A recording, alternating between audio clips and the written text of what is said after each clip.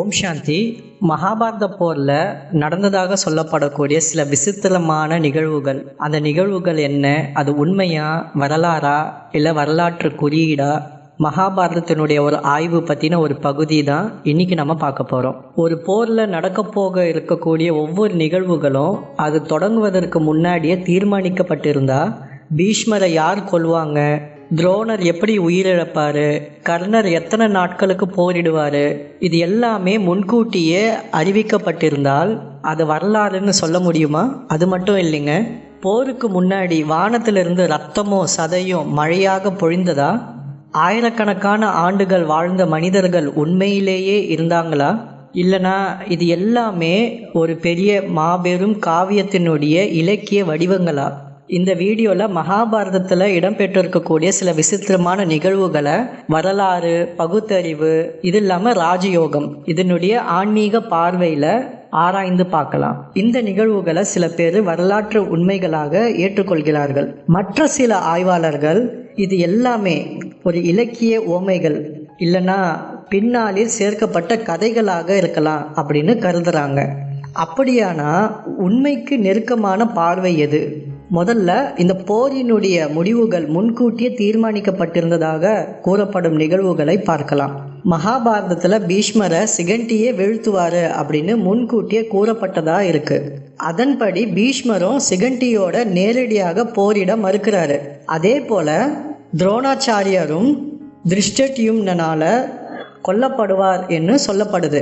கர்ணரும் போரினுடைய முடிவில் அவருடைய தேரோட்டி சல்லியின் பங்கும் முன்கூட்டியே குறிப்பிட்டதாக காவியம் விவரிக்கிறது.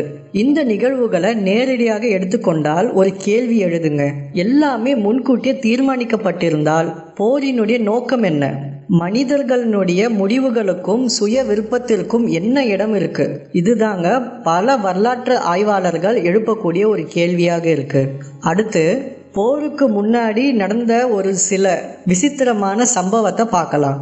சில பதிப்புகளில் குருஷேத்திரத்தில் இரு படைகளும் எதிரெதிரே நிற்கும் நேரத்தில் வானத்திலிருந்து ரத்தமும் சதையும் மழையாக பொழிந்ததாக விவரிக்கப்படுதுங்க.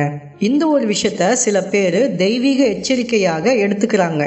மற்ற சில பேர் இது போரினுடைய கொடூரத்தன்மையை காட்டுவதற்காக பயன்படுத்தப்பட்ட கவிதைமயமான உருவகம் அப்படின்னு கருதுறாங்க.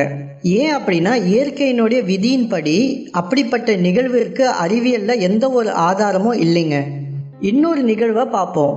பீஷ்மர் அம்பு படுக்கையில் விழுந்தபோது கங்கை நதி தன்னுடைய அன்னங்களை அனுப்பியதாகவும் இயற்கையே துக்கம் கொண்டதாகவும் காவியம் சொல்லுதுங்க.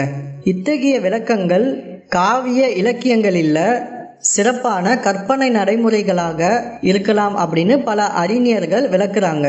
ஒரு வீரனுடைய மகத்துவத்தை வெளிப்படுத்துவதற்காக இயற்கையே அவருக்கு மரியாதை செலுத்தியதாக சித்தரிக்கப்படுதுங்க.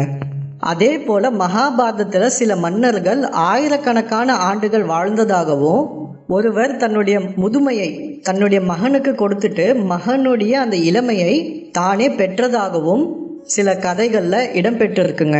இந்த மாதிரியான சில விஷயங்கள் நேரடி வரலாற்றாக ஏற்றுக்கொள்வதற்கு ரொம்ப கடினம் அப்படின்னு நிறைய ஆய்வாளர்கள் கருதுறாங்க.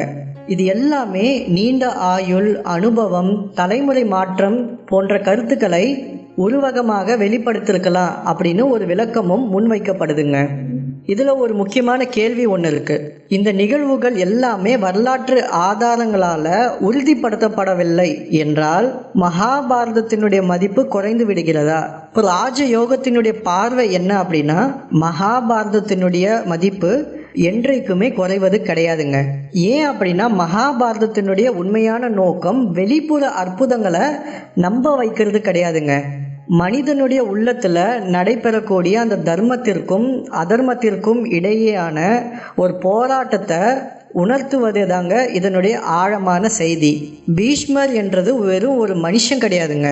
அவர் உறுதியினுடைய ஒரு குறியீட்டாக இருக்கலாம். கர்ணர் என்பவர் ஒரு திறமையுடனும் உள்மன வேதனைகளுடனும் வாழும் மனிதனுடைய உருவமாக காட்டப்பட்டிருக்கலாம். அர்ஜுனன் என்பது ஒரு குழப்பத்தில் இருக்கக்கூடிய ஒவ்வொரு மனிதனுடைய மனநிலையாக இருக்கலாம். கிருஷ்ணர் என்பது நம்ம உள்ளத்துல ஒலிக்கக்கூடிய ஒரு தெய்வீக ஞானத்தினுடைய குரலாக இருக்கலாம். ராஜயோகம் நமக்கு சொல்லி கொடுக்கிறது என்ன அப்படின்னா இந்த உள் போராட்டத்தில் வெற்றி பெறுறது தாங்க உண்மையான குருஷேத்திரத்தினுடைய வெற்றி. வரலாறு நமக்கு நிகழ்வுகளை சொல்லுது, ஆன்மீகம் அந்த நிகழ்வுகளினுடைய அர்த்தத்தை சொல்லுது.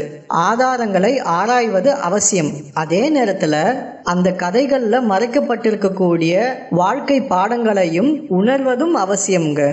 அடுத்த வீடியோவில் குருஷேத்திர போர் உண்மையிலே எங்கே நடந்தது, இன்னைக்கு நம்ம பார்க்கக்கூடிய குருஷேத்திரமே அந்த இடமா, இல்லைனா அதுக்கு பின்னால் இருக்கக்கூடிய ஆழமான வரலாற்றும் ஆன்மீக விளக்கமும் இருக்கா, இந்த மாதிரியான விஷயங்களை நம்ம ஆதாரங்களுடன் ஆராய்வோம். மீண்டும் அடுத்த பதிவில் உங்களை சந்திக்கிறேன். ஓம் சாந்தி.